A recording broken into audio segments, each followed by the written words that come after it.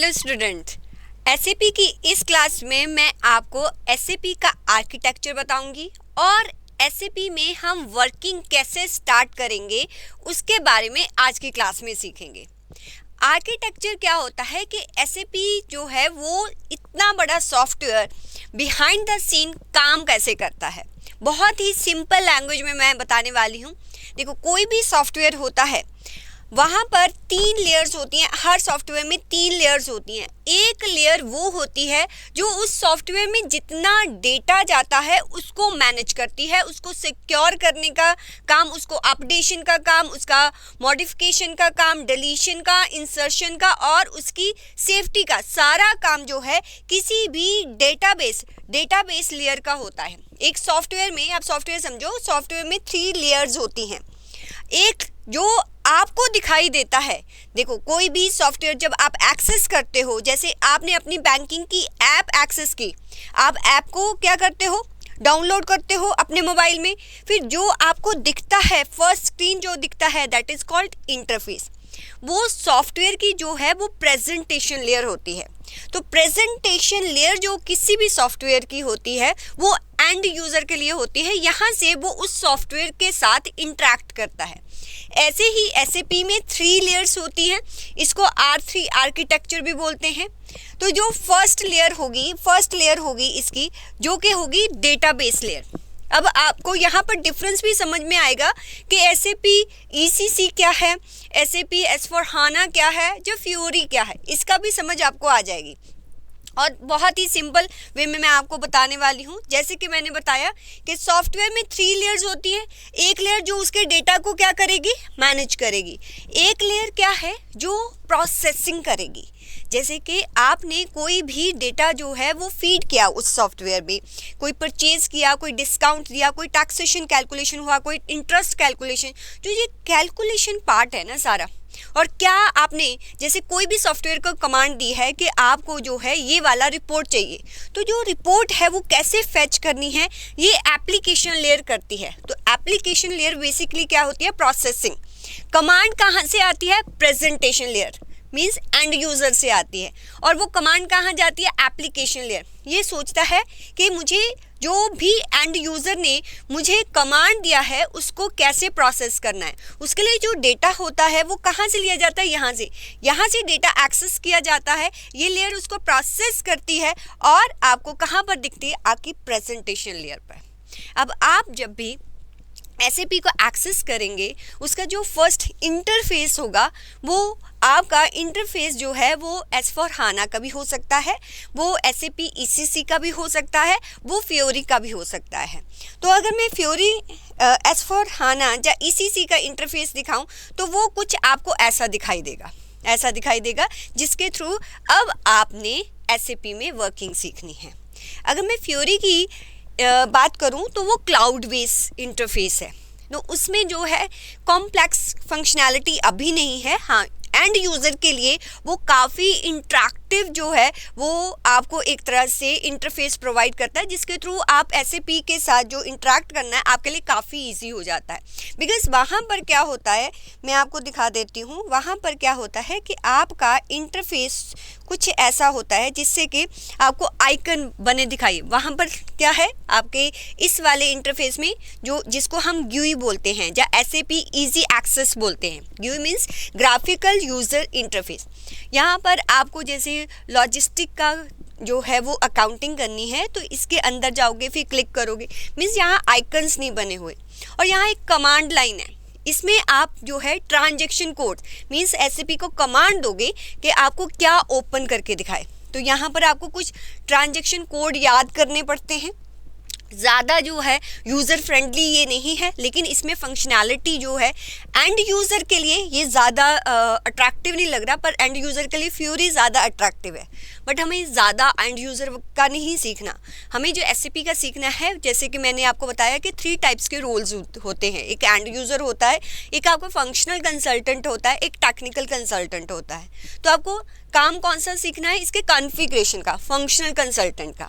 तो यहाँ पर हम फंक्शनल कंसल्टेंट का काम सीखने वाले हैं। और फ्योरी जो है, फ्योरी में अगर देखो तो वहाँ पर भी टी कोड चलते हैं। मैं ऐसे नहीं कहती कि टी कोड वहाँ काम नहीं करते, टी कोड यहाँ भी काम करते हैं, बट ये जैसे मोबाइल ऐप के थ्रू भी आप रिपोर्ट्स को एक्सेस कर सकते हो, वहाँ पर ये फंक्शनैलिटी नहीं है, यहाँ पर मोबाइल ऐप के थ्रू। बट अगर हम बैक एंड की कॉन्फ़िगरेशन की बात करें तो वो ज़्यादा मैक्सिमम जो फंक्शन अवेलेबल हैं वो हमारे इजी एक्सेस, ये वाले स्क्रीन में, इजी एक्सेस स्क्रीन में अवेलेबल हैं। तो इस पे हम काम करने वाले हैं। अब बहुत सारे स्टूडेंट कहेंगे कि एक ईसीसी आपने बोला, एक S/4HANA, जो फ्योरी है वो S/4HANA पर बेस है, राइट। और S/4HANA का सेम ऐसा इंटरफेस भी आपको, जिसको हम SAP इजी एक्सेस जो GUI कहते हैं, वो भी अवेलेबल होता है। अब S/4HANA जो ECC में क्या डिफरेंस है वो आपको यहाँ से पता चलेगा। यहाँ से मैंने स्टार्ट किया था कि कोई भी इंटरफेस होता है उसकी 3 लेयर्स होती हैं। एक लेयर होती है जहाँ पर उसका डेटा स्टोर होता है, एक लेयर होती है जो कि प्रोसेसिंग में काम आती है, एक होती है प्रेजेंटेशन लेयर जो कि एंड यूज़र के साथ जिसमें इंट्रैक्शन होती है। अब जब S/4HANA आने से पहले जो डेटाबेस था, जो SAP का था, वो कोई थर्ड पार्टी के सर्वर पर मैनेज किया जाता था, ओरेकल वगैरह उसके थर्ड पार्टी के सर्वर पर मैनेज करते थे। जब थर्ड पार्टी का सर्वर होता था तो उस सर्वर से डेटा को एक्सेस करने में टाइम लगता था। सो दैट केस क्या होता था कि समटाइम्स ऐसा होता था कि अगर आपको हैवी डेटा जो है एक्सेस या फेच करना है तो उसमें जो है लोडिंग वगैरह या अनलोडिंग में काफ़ी टाइम कंज्यूम हो जाता था। तो SAP के सॉफ्टवेयर को स्पीडी बनाने के लिए, मींस उसमें जो है डेटा बहुत जल्दी प्रोसेस हो जाए, तो उन्होंने क्या किया, उन्होंने अपने घर का डेटाबेस बना लिया जिसको हम S/4HANA कहते हैं, इन मेमोरी, मतलब इसको इन मेमोरी डेटाबेस भी कहा जाता है। अब जो SAP है वो थर्ड पार्टी के सर्वर पर अपना डेटाबेस मैनेज नहीं करती, मींस अब उनके घर का सर्वर है, अपने सर्वर। अब उस सर्वर की कितनी स्पीड रखनी है, कौन कौन सा डेटा होगा उसका, जो अगर अपना ही डेटा उस पर पड़ा है तो स्पीड क्या हो गई है, बहुत फास्ट हो गई है। तो SAP S/4HANA आने से जो उसमें स्पीड थी किसी भी डेटा को फेच करने की या प्रोसेस करने की, वो काफ़ी फास्ट हो चुकी है। This is the main difference, right. अगर आप ECC का स्क्रीन देखोगे और S/4HANA का स्क्रीन, जो ये वाला स्क्रीन है, आपको सेम दिखाई देगा। सिर्फ ऑप्शंस में जो FICO है, ऑप्शन में जहाँ पर ECC में वो ऑप्शन 3 प्लेसेस पर दी है, अब कंबाइन करके S/4HANA में 1 प्लेस पर दे दी है। आप कोई भी इनमें से करोगे तो आपको SAP का जो नॉलेज है बहुत अच्छी तरह हो जाएगा। अगर आप ये वाला जो GUI ये इंटरफेस पर भी काम करोगे तो आपको फ्योरी पर काम करने में कोई दिक्कत नहीं आएगी, क्योंकि सेम ऑप्शन वहाँ पर भी होगी, लेकिन वहाँ पर ये ऑप्शन क्या होगी, ऐसे होगी, ठीक है, एक आइकन के बेस, बस क्लिक करोगे स्क्रीन तो आपका वही खुलेगा। तो ये क्लाउड बेस्ड है, राइट। तो वो डेस्कटॉप बेस्ड एप्लीकेशन है। तो आज मैं आपको किस पर करवाने जा रही हूँ, वर्किंग किस पर करवाने जाऊँगी, मैं आपको ये डेस्कटॉप एप्लीकेशन पर वर्किंग बताने जा रही हूँ। देखो, SAP सीखने से पहले मैंने आपको बताया था कि SAP में बहुत सारे मॉड्यूल हैं। तो यहाँ पर हम फंक्शनल कंसल्टेंट की बात करें तो वो क्या करता है कि कोई भी कंपनी, यहाँ पर हमने SAP को इम्प्लीमेंट किया है। सबसे पहले जहाँ इम्प्लीमेंटेशन हुई है जिस कंपनी में, उस कंपनी का कंप्लीट डेटा मेंटेन होगा।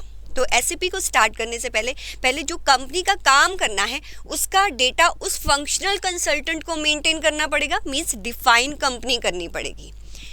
जो SAP है, SAP में जो कंपनी है कैसे मेंटेन होती है, जैसे कि मान लीजिए कि टाटा ग्रुप है, अब बहुत बड़ी कंपनी है, इसकी बहुत सारी जो है कह लो कि सब्सिडरीज भी होंगी, राइट, और इसकी सिस्टर कंसर्न्स भी होंगी, और एक तरह से इसकी जो है अलग अलग जिसमें भी ये काम करता है, जैसे स्टील है, इसने स्टील का अलग यूनिट बना रखा है, IT सेक्टर है उसका अलग से यूनिट बना रखा है।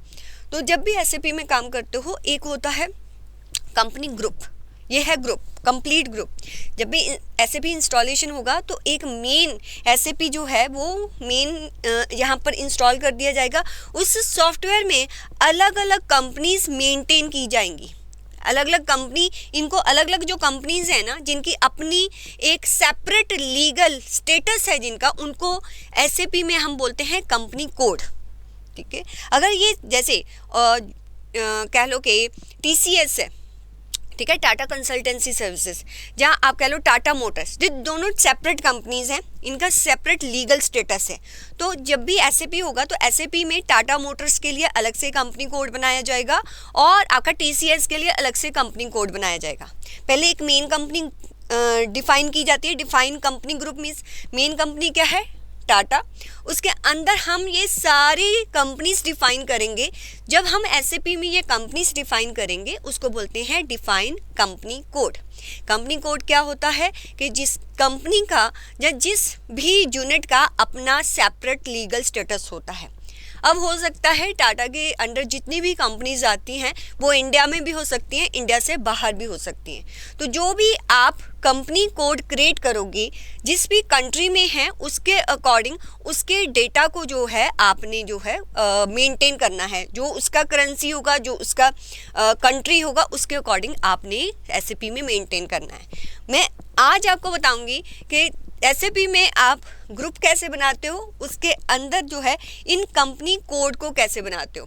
तो काम कैसे चलेगा, पहले कंपनी बनाते हैं मेन, फिर कंपनी कोड बनाते हैं, फिर इस कंपनी की वर्किंग के लिए इसके बहुत सारे जो है वो लेजर्स वगैरह बनाए जाएंगे जिनको जनरल लेजर्स बोलते हैं, जो आप लेमैन लैंग्वेज में समझते हो कि हमें एंट्री पोस्ट करने के लिए इसके क्रेडिटर्स, डेटर्स सब कुछ क्रिएट करना पड़ेगा। मींस इसका अपना हम मास्टर डेटा क्रिएट करेंगे। फिर हो सकता है एक कंपनी इंडिया में हो सकता है एक कंपनी जो है वो USA में हो। तो हम डिफरेंट कंट्रीज़ के 2 कंपनी कोड बना के देखेंगे और उनमें डेटा जो है कैसे एंटर होता है, उनका जो कंसोलिडेटेड बैलेंस शीट बनता है वो कैसे बनता है वो देखने वाले हैं। पर स्टेप बाय स्टेप धीरे धीरे ये सब कुछ सीखेंगे हम। तो आज की क्लास में आपको कोई डिफ़िकल्टी नहीं है। देखो जो बुक होगी उसमें सब कुछ बताया होगा कि आपको कैसे कंपनी बनानी है, कैसे कंपनी कोड क्रिएट करना है और कैसे कैसे आप जो है वो काम करेंगे। जैसे आपका फर्स्ट चैप्टर होगा जिसमें आप डिफाइन कंपनी मीन्स जिस भी कंपनी में जो है SAP इम्प्लीमेंट हुआ है, अब आप उस कंपनी को डिफाइन करोगे। फिर डिफाइन कंपनी कोड, उस कंपनी ग्रुप के अंडर कौन कौन सी कंपनी कोड हैं उसको आप जो है डिफाइन करोगे। तो आपका जो स्क्रीन है कुछ ऐसा दिखाई देगा। अच्छा, अगर आपने लॉगिन किया है, जो SAP का इंस्टॉलेशन कैसे करना है, लॉगिन पर कैसे आना है, उसके लिए सेपरेट वीडियो है, आप उसको रेफर करेंगे। आप थोड़ा सा देखें कि ये वाला जो स्क्रीन है SAP इजी एक्सेस, इसको हम एंड यूज़र स्क्रीन बोलते हैं। यहाँ पर एंड यूज़र जो अकाउंटेंट है वो जो है इसको एक्सेस करता है, जो जितनी भी एंट्रीज पास करने के लिए, ट्रांजेक्शन्स को पोस्ट करने के लिए। आपको ये स्क्रीन ऐसा दिखाई देगा। अगर यहाँ पर थोड़ा सा ध्यान में देखो तो यहाँ पर यूज़र मेन्यू अगर ऐसा है, वो ऑप्शन आपको दिखाई नहीं दे रही, तो ध्यान दो कि आप नेक्स्ट ऑप्शन पे जाओगे SAP मेन्यू। SAP मेन्यू पर जैसे ही क्लिक करोगे ये सारी ऑप्शन आपके सामने विजिबल हो जाएंगी। यहाँ पर देखो कि आपके पास जो है लॉजिस्टिक मॉड्यूल है, अकाउंटिंग मॉड्यूल है, HR मॉड्यूल है, ठीक है, इंफॉर्मेशन सिस्टम मॉड्यूल है, डिफरेंट मॉड्यूल है। सबसे पहले स्टार्ट करेंगे FICO से। मीन्स FICO में भी CO नहीं अभी स्टार्ट करने लगी हूँ मैं, फाइनेंशियल अकाउंटिंग मीन्स FI जो है वो मॉड्यूल स्टार्ट करने लगी हूँ। और पहला काम क्या करेंगे, जब हम इस स्क्रीन पे आ जाएंगे, पहले हम SAP को बताएंगे कि हम किस कंपनी का जो है वो अकाउंटिंग करने लगे हैं। SAP में जो भी शॉर्टकट है, कैसे इसमें काम करते हैं, जो भी इसके टिप्स एंड ट्रिक्स हैं, उसकी सेपरेट वीडियो आपको जो है नेक्स्ट वीडियो आपकी वही होगी, जिससे इसके इंटरफेस से कैसे आपने इंटरेक्ट करना है, क्या शॉर्टकट्स होते हैं, वो सब कुछ उसमें बताया गया है। तो कभी भी आप कुछ भी भूल जाओ, कोई शॉर्टकट भूल जाओ, तो उस वीडियो को रेफर करो तो आपको जो है क्लियरली पता चल जाएगा कि कैसे आपने SAP में जो है वो एक प्लेस से दूसरे प्लेस पे जाना, टी कोड्स, न्यू सेशंस कैसे क्रिएट करने, इस कंप्लीट इंटरफेस की इंफॉर्मेशन आपको उस वीडियो में मिल जाएगी। आज सिर्फ क्या सीखेंगे कि हमने कंपनी को कैसे डिफाइन करना है। आज सिर्फ इतना सीखो कि ये है कमांड बॉक्स, यहाँ पर हम SAP को कमांड देंगे कि तूने करना क्या है, राइट। ये है एंड यूज़र स्क्रीन और यहाँ से हम कमांड देंगे कि पहले हमने SAP में क्या करना है, डिफाइन कंपनी करनी है। अब उसके लिए क्या कमांड होती है, आपको कोई घबराने की बात नहीं है। आपके पास 2 फाइल्स होंगी, एक होगी आपके पास जो है एक्सेल फाइल जिसमें टी कोड के जितने भी ट्रांजैक्शन कोड होते हैं एसएपी में वो सारे दिए गए होंगे। हम जो जो क्रिएट करेंगे वो यहाँ लिखते जाएंगे। ये जो एक्सेल शीट है वो भी मैं आपके साथ शेयर करूँगी। तो यहाँ पर सबसे पहले हमने कंपनी बनानी है। तो कंपनी बनाने के लिए ट्रांजैक्शन कोड होते हैं। T code means transaction code. ये कोड ऐसा है कंपनी, हम ये वाली कंपनी बनाएंगे, टाटा यूके ग्रुप बनाएंगे। ये लंदन में, मान लेते ये ग्रुप जो है लंदन में है, तो ये सारा डेटा हम पोस्ट करेंगे। तो कैसे करना है, अगर आप अपने फर्स्ट चैप्टर में आएंगे तो सबसे पहले आपको ऑर्गेनाइजेशन स्ट्रक्चर बनानी पड़ती है, इसकी कंप्लीट स्ट्रक्चर बतानी पड़ेगी। और उसके लिए आप क्या करेंगे, डिफाइन कंपनी। तो डिफाइन कंपनी के लिए आप अगर यहाँ पर आएंगे तो आपको सबसे पहले जो कंपनी डिफाइन करता है वो फंक्शनल कंसल्टेंट करता है। तो वो कैसे डिफाइन करता है, उसको कहाँ जाना होता है, एसएपी इजी एक्सेस में, टूल्स में, कस्टमाइज में, आईएमजी में, एग्जीक्यूट प्रोजेक्ट में और एसएपी रेफरेंस स्क्रीन। इतना बड़ा करने की कोई ज़रूरत नहीं है। आप सिर्फ जो है इसका टी कोड लिखोगे कमांड लाइन पर। टी कोड क्या है, SPRO। तो इस स्क्रीन पर आप पहुंच जाओगे।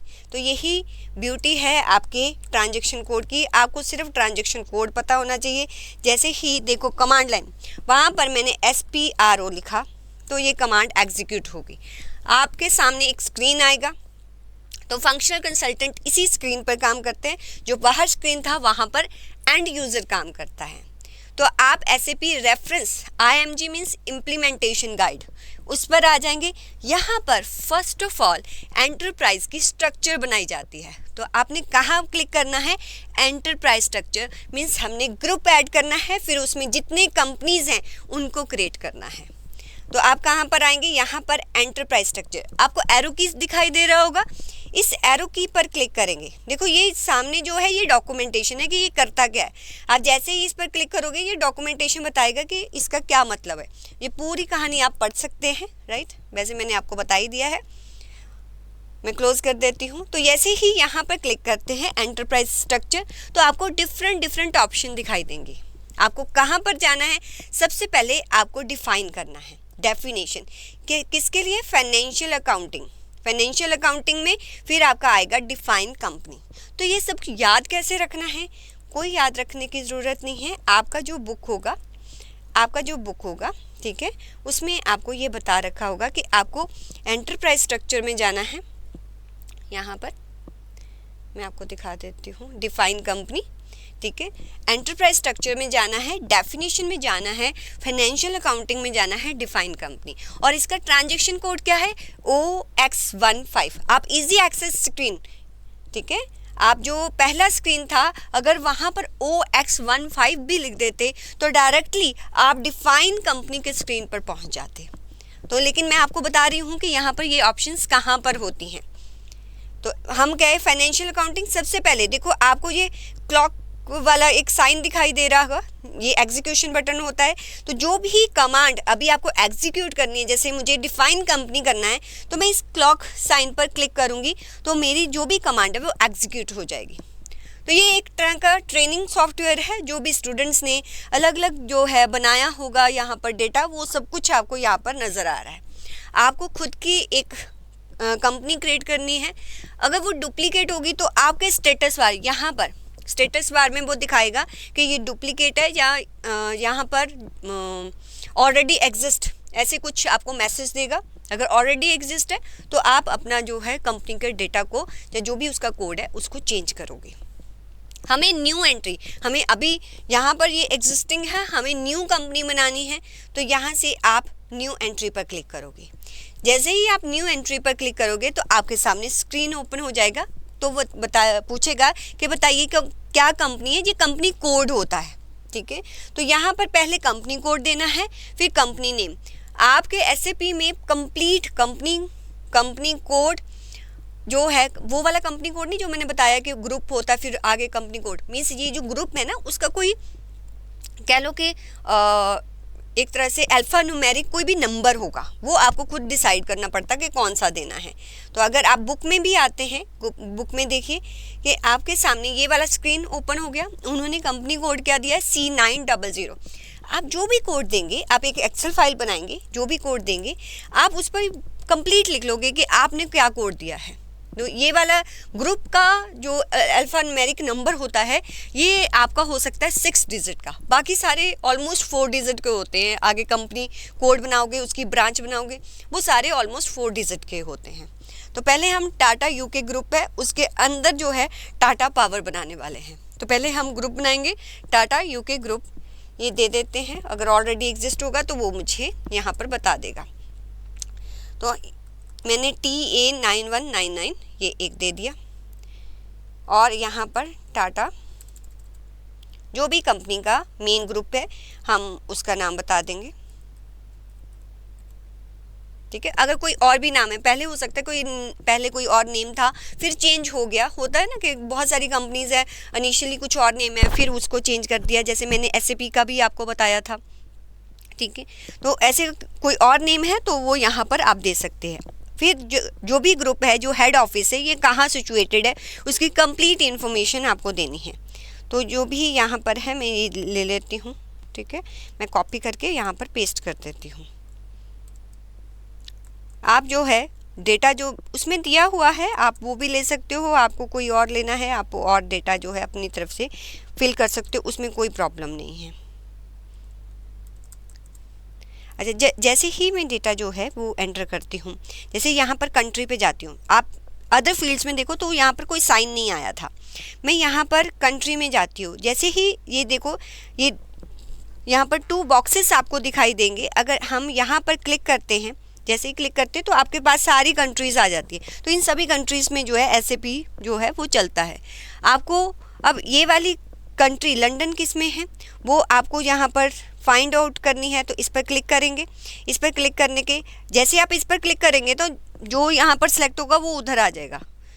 तो यहाँ अगर मुझे फाइंड करनी है, अगर देखो ये 2 डिजिट जो हैं वो कोड होगा किसी भी, जैसे आपका देखो यहाँ पर अर्जेंटीना का AR है, ऑस्ट्रेलिया का AT है। ठीक है, तो यहाँ पर हम फाइंड करेंगे। फाइंड में आप यहाँ पर ग्रेट ब्रिटेन फाइंड कर लो। जैसे ही आप क्लिक करेंगे तो ये GB आ गया, राइट। आप इस पर डबल क्लिक करो तो बाहर आ जाएगा।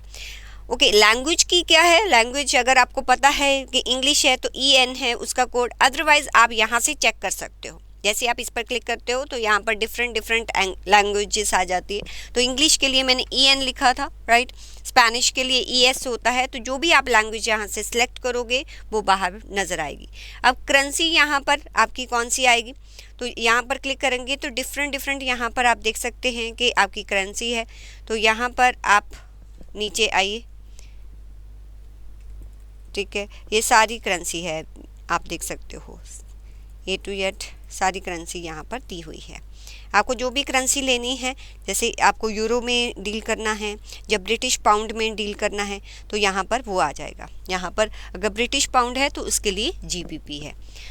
तो यहाँ हमने सिलेक्ट कर लिया। ऐसे ही एक कंपनी हम इंडिया में बनाएंगे तो ये सारी इन्फॉर्मेशन जो है आपको इंडिया की देनी पड़ेगी कि कंट्री, सिटी आपका दिल्ली है, कंट्री जो है IN है, लैंग्वेज इंग्लिश है और करेंसी आपकी INR है। तो आप जिस भी कंट्री का बनाओगे उसकी कंप्लीट इन्फॉर्मेशन आपको यहाँ पर देनी पड़ेगी। जब आप ये सारा कंप्लीट कर लेते हो इसके बाद आप इसको सेव करेंगे। सेव करने के लिए वो आपसे पूछेगा रिक्वेस्ट। इसका क्या रेलिवेंस है ये आगे क्लासेस में पता चलेगा। आपको पहले न्यू रिक्वेस्ट क्रिएट करनी पड़ेगी कि यहाँ पर हम क्या कर रहे हैं, हम कंपनी को डिफ़ाइन कर रहे हैं। तो आप यहाँ पर डिफ़ाइन कंपनी लिख देंगे। तो एक तरह का आपका लॉग भी बनता रहता है कि आपने क्या क्या काम किया है, बैक पर कौन कौन सा कॉन्फ़िगरेशन किया है। तो डिफ़ाइन कंपनी, ऐसे ही एक रिक्वेस्ट नंबर जनरेट हो जाएगा आपका, और यहाँ पर आप जो है इसको एंटर या कंटिन्यू बोलते हैं, इस पर क्लिक कर देंगे। तो अगर नीचे आ गया data was saved, it means कि ये कंपनी जो कोड आपने ऊपर दिया है ये एग्जिस्ट नहीं कर रहा है, तो ये आपका डेटा कम्प्लीटली सेव हो गया है। जब ये डेटा सेव हो जाए बस आपको क्या करना है, बैक जाना है। बैक, या ये बटन आपका बैक का है, यहाँ से बैक जाना है आपको। तो यहीं पर उसी स्क्रीन पे पहुंचाओगे। सबसे पहले आपने क्या किया, ग्रुप को डिफ़ाइन किया। जैसे कि हम देख सकते हैं कि पहले हम ग्रुप को डिफ़ाइन करेंगे, फिर उसके अंदर जो भी कंपनीज हैं उसकी, उनको क्या बोलते हैं, जिनका सेपरेट लीगल स्टेटस है कंपनी कोड, तो उसको डिफ़ाइन करेंगे। अब ग्रुप के अंडर एक आता है टाटा पावर, ये भी लंदन में ही है।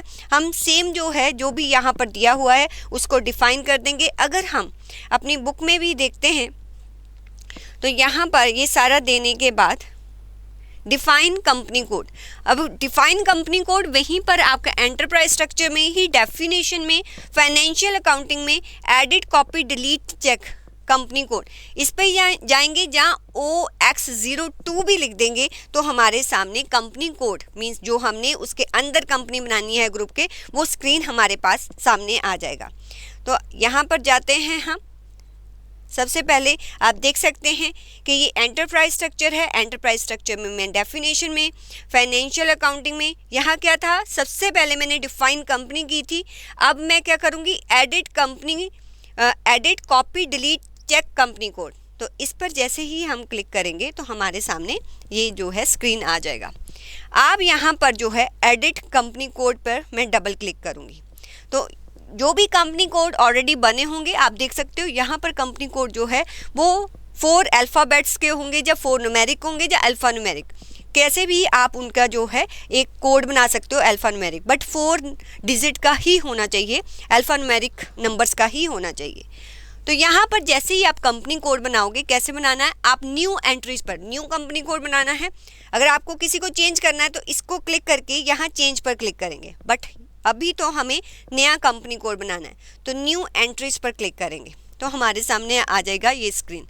अब जो भी आपने कंपनी कोड देना है, जो भी नाम देना है, तो यहाँ पर मैंने बता रखा है, क्या दिया है, TA91। आप सेम नेम नहीं देंगे, आप ये कोड जो है वो डिफरेंट देंगे। क्यों? क्योंकि हमारा जो भी आपको जो यूज़र पासवर्ड दिया होगा सर्वर सेम होगा, तो मेरा ये सेम कंपनी जो मैं बना रही हूँ वो वहाँ पर दिखाई देगी। तो सेम बनाओगे तो वो ऑलरेडी एग्जिस्ट आपको जो है एरर देगा, तो आप वो नहीं देंगे, आप कुछ और जो है यहाँ पर नंबर देंगे। तो मैं कंपनी कोड का नेम कोड क्या दे रही हूँ, TA91 और उसका नाम क्या है, टाटा पावर। तो यहाँ पर मैं कंपनी कोड TA91 दे देती हूँ और टाटा पावर उसके अंदर। क्योंकि समटाइम्स क्वेश्चन आता है कि कंपनी ग्रुप जो हमने ग्रुप नेम दिया है वो डिफ़ाइन करना क्या मैंडेटरी है? नहीं, मैंडेटरी नहीं है। आप सिर्फ कंपनी कोड भी डिफ़ाइन करोगे तो आपका जो है कंपनी कोड डिफ़ाइन करने से भी आप कंपनी के ट्रांजैक्शंस को रिकॉर्ड कर सकते हैं। वो क्यों ग्रुप डिफ़ाइन करते हैं ये आपको धीरे धीरे पता चलेगा कि ग्रुप डिफ़ाइन क्यों किया जाता है। ओके, यहाँ पर मैंने कंपनी कोड दे दिया जो मेन टाटा के अंडर आता है, that is the Tata power, उसका एक कोडिंग दे दी मैंने, TA91 दे दिया है। अब सिटी वगैरह ये सब कुछ आप डिफ़ाइन करेंगे। मैं यहीं से जो है कॉपी कर लेती हूँ, ये सेम सिटी वगैरह मैं कॉपी कर लेती हूँ। और यहाँ पर फिर आपका कंट्री पूछ रहा है, तो कंट्री हमने कौन सा लिया था, यहाँ पर ग्रेट ब्रिटेन लिया था, ठीक है। और करेंसी जो है ग्रेट ब्रिटिश पाउंड, GBP, और लैंग्वेज क्या है, EN इंग्लिश। इसको डिफ़ाइन करने के बाद जैसे ही आप एंटर प्रेस करते हो, इसके बाद आप इसको सेव करो। सेव जैसे ही सेव पे क्लिक करते हैं वो आपको पूछेगा कि आप बताइए कि इस कंपनी का जो आपने डिफाइन कंपनी कोड बता रहे हो उसका टाइटल बताइए क्या है ये, और उसका कंप्लीट एड्रेस मींस यहाँ पर कंप्लीट इन्फॉर्मेशन उस कंपनी के बारे में पूछी जाएगी। जो भी इनवॉइसेस वगैरह होंगी सब पर ये कंप्लीट इन्फॉर्मेशन जो है आपकी आएगी। तो टाइटल जो आपने यहाँ पर डिफ़ाइन कर रहे हो ये क्या है, ये हमारी एक कंपनी है तो कंपनी लेंगे। उसका नेम क्या है ये सारा आप यहाँ पर, ये टाटा पावर्स है। और सर्च आइटम, अगर आप कभी भी सर्च करना चाहते हो तो कोई भी सर्च टर्म्स यहाँ पर दे सकते हो कि टाटा लिखे तो ये जो भी कंपनीज बना रहे हैं वो सारी एक जो है सीरीज़ में आ जाए। भी जो भी स्ट्रीट वगैरह है वो आप दे दो, यहाँ पर मैं स्ट्रीट दे देती हूँ। जो भी आपका पोस्टल कोड होगा, पोस्टल कोड यहाँ से कॉपी कर लेती हूँ मैं, यहाँ से पोस्टल कोड ले लेते हैं। इनमें मैंडेटरी फील्ड कौन से होते हैं, मैंडेटरी वो होंगे यहाँ पर टिक होगा, ठीक है। यहाँ पर टिक नहीं है वो मैंडेटरी नहीं होते, आप नहीं भी फिल करोगे तब भी आपका डेटा सेव हो जाएगा। बट यहाँ पर देखो टिक है तो ये मैंडेटरी फील्ड है, ये मुझे लेना ही पड़ेगा, ठीक है, ये आपको देना ही पड़ेगा। अगर रीज़न मैं नहीं भी देती तो चलेगा। बाकी ये सारी इन्फॉर्मेशन है, उसका मोबाइल फ़ोन, ईमेल एड्रेस, ये सारी इन्फॉर्मेशन यहाँ पर आपको फिल करनी होती है। उसके बाद नीचे बिल्कुल टिक का साइन होगा, आपने इन्फॉर्मेशन फिल कर दी, यहाँ पर क्लिक कर दो तो टिक हो जाएगा। तो आपका कंपनी कोड जो एड्रेस दिया वो सब कुछ सेव हो जाएगा। तो यहाँ पर ये अपने आप देखो कि पहले मैंने यही एक रिक्वेस्ट नंबर दिया था, इसके अंदर भी मैंने एक और कंपनी कोड जो है वो बनाया है, उसका न्यू जो है रिक्वेस्ट नंबर जनरेट होगा। आपको सिर्फ यहाँ पर क्लिक करना है। जैसे ही आप क्लिक करोगे तो यहाँ पर आ जाएगा डेटा वॉज सेव। अगर आपको यहाँ पर स्टेटस बार में कोई एरर मैसेज आता है तो इट मीन्स कि आपका डेटा सेव नहीं हुआ है। तो मैंने अब क्या किया, मैंने कंपनी बना लिया, कंपनी कोड बना लिया। आपको बैक कैसे जाना है, यहाँ से आप बैक करेंगे तो यहाँ से आप बैक जाएंगे, यहाँ से बैक जाएंगे और इसको क्लोज कर देंगे। तो अगेन मैं वही स्क्रीन पर आ गई, यहाँ से हम कॉन्फ़िगर कर रहे हैं। हमने क्या किया, हमने एक कंपनी बनाया, उसके अंदर जो है कंपनी कोड बनाया। अब हम उसको बताएंगे कि जो मैंने कंपनी कोड बनाया है वो मेरी इस टाटा ग्रुप के साथ जो है वो रिलेटेड है। तो मुझे क्या करना पड़ेगा, असाइन करना पड़ेगा अपने कंपनी को कंपनी के साथ, कंपनी कोड को कंपनी के साथ। तो यहाँ पर आप देखो, अगर आप बुक में देखेंगे तो आपको क्या करना पड़ेगा, assign company code to company करना पड़ेगा कि इस कंपनी के अंदर जो है ये कंपनीज आती हैं। तो उसके लिए आप सेम वहीं पर एंटरप्राइज स्ट्रक्चर में ही अब आपको कहाँ जाना है, असाइनमेंट पर। असाइनमेंट में financial accounting assign company code to company करना पड़ेगा। तो इधर आते हैं, अब मैं इसको जो है क्लोज़ कर देती हूँ। तो जैसे ही आप इसको भी क्लोज़ कर देती हूँ, जैसे ही आप एंटरप्राइज स्ट्रक्चर में आते हैं तो एक बार दोबारा से एंटरप्राइज स्ट्रक्चर पे आती हूँ, मैं मेन स्क्रीन पे चली जाती हूँ। SAP देखो यहाँ स्क्रीन पर आ गई। अब मैंने क्या किया है, मैंने एक ग्रुप बनाया है, उसके अंदर कंपनी कोड बनाया है। तो असाइन करने के लिए क्या करूँगी, यहाँ पर SPRO लिखूँगी और यहाँ पर SAP reference IMG implementation guide और एंटरप्राइज स्ट्रक्चर, यहाँ से ऑप्शन है एंटरप्राइज स्ट्रक्चर और इसके अंदर है असाइनमेंट। असाइनमेंट में अभी हम फीको का कर रहे हैं तो फाइनेंशियल अकाउंटिंग में आना है आपने। Assign company code to company, इस पर क्लिक कर देना है। अब आपको जो है ये देखो यहाँ पर कंपनी कोड, सिटी और कंपनी कोड मेरा क्या था, तो अगर आपने लिखा होगा तो आपको याद रहेगा मेरा कंपनी कोड क्या था, TA91। इसको मैंने इस कंपनी के साथ असाइन करना है। तो या तो यहाँ से फाइंड आउट करें, अदरवाइज आप पोजीशन पर क्लिक करेंगे। जैसे ही पोजीशन पर क्लिक किया वो बोलेगा कौन सा कंपनी कोड जो है आप ढूंढना चाहते हो। तो यहाँ पर मैंने ये दे दिया, इस पर जैसे ही क्लिक करूँगी तो आ जाएगा कि ये कंपनी कोड है, इसका जो है सिटी दे दिया। अच्छा, सिटी लंदन देना था, हम चेंज कर लेंगे, बाद में मैं बता दूँगी चेंज कैसे करना है। और कंपनी, किस कंपनी के साथ इसको असाइन करना है। अब मुझे अगर वो कोड याद है तो ये कोड यहाँ पर लिख दो, नहीं याद है तो आपको यहाँ से फाइंड आउट करना पड़ेगा। ठीक है, तो यहाँ पर ये जो है आप फाइंड आउट कर सकते हैं अगर आपको अपनी कंपनी का नाम याद है। तो हमारी कंपनी का नाम क्या था, टाटा पावर UK ग्रुप, नहीं टाटा UK ग्रुप। तो यहाँ से आप जो है यहाँ से फाइंड आउट कर सकते हो उस कंपनी को। आप एंटर किया तो आ गया टाटा UK ग्रुप। इस पर डबल क्लिक करो तो बैक पर ये आ जाएगा। ठीक है, आपने इस कंपनी कोड को ये असाइन कर दिया। अब मैं इसको सेव कर दूँगी। तो डिफाइन कंपनी में एक और रिक्वेस्ट है, इस रिक्वेस्ट में मैंने क्या किया है, मैंने एक कंपनी को कंपनी कोड को कंपनी से असाइन किया है। बस इस पर क्लिक कर देना। तो बस ये आपका कंपनी कोड असाइन हो गया। अगर असाइन हो जाएगा तो डेटा वॉज सेव्ड आ गया। तो आज मैंने सिर्फ आपको बताया कि how to define a company, how to define a company code and how to assign a company code to company.